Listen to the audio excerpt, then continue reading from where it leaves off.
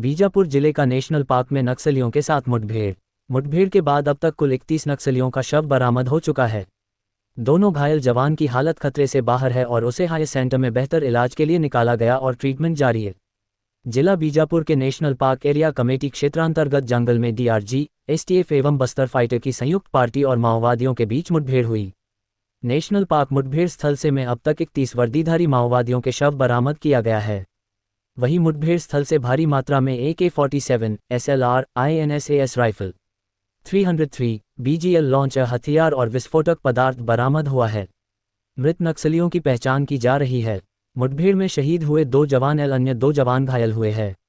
दोनों घायल जवान की हालत खतरे से बाहर है और उसे हाई सेंटर में बेहतर इलाज के लिए निकाला गया और ट्रीटमेंट जारी है। अतिरिक्त बल को रीएन्फोर्समेंट के लिए भेजा गया।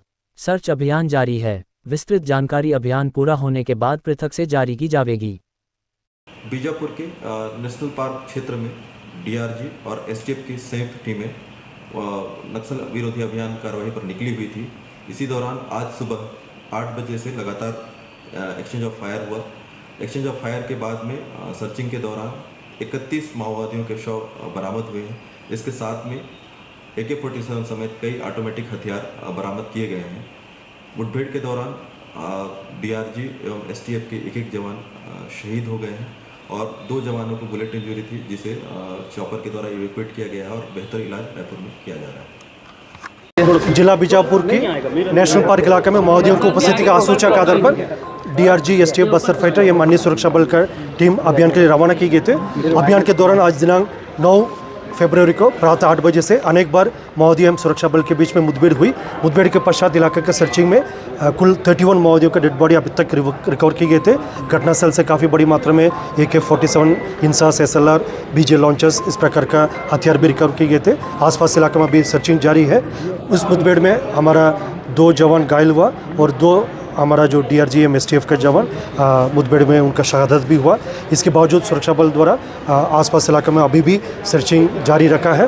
उसमें जैसे अन्य रीइंफोर्समेंट पार्टी भी घटनास्थल के लिए रवाना किए गए थे और मुठभेड़ में नॉर्मली इस इलाका में नेशनल पार्क और तेलंगाना स्टेट कमेटी के कैडर्स को उपस्थिति का आसूचना के आधार पर रवाना किए गए थे। शिनाख्ती होने के बाद माओवादियों का कौन कौन कैडर उपस्थित रहा उनका जानकारी हमको स्पष्ट रूप से प्राप्त हो सकता है।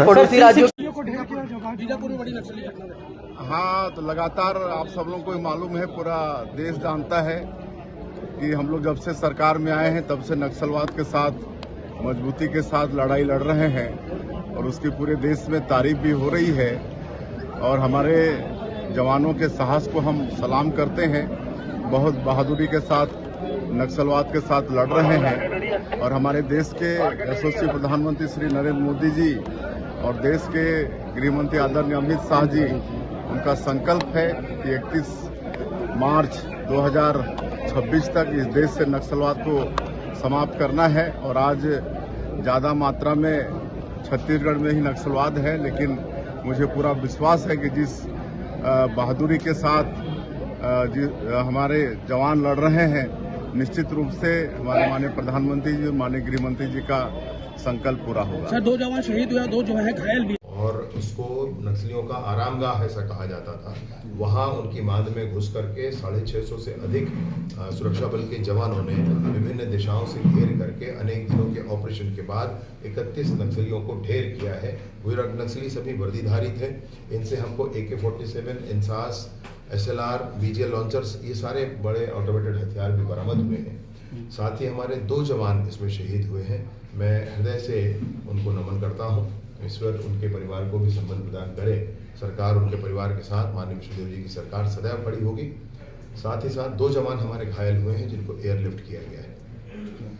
26 तक की जो अभियान चलाया जा रहा है सर, 26 तक के नक्सलियों का खात्मा करना है, उस दिशा में ये माननीय अमित शाह जी का संकल्प बड़ा है, माननीय विष्णुदेव साई जी का मार्गदर्शन बड़ा है। मार्च 2026 की बात कही गई है।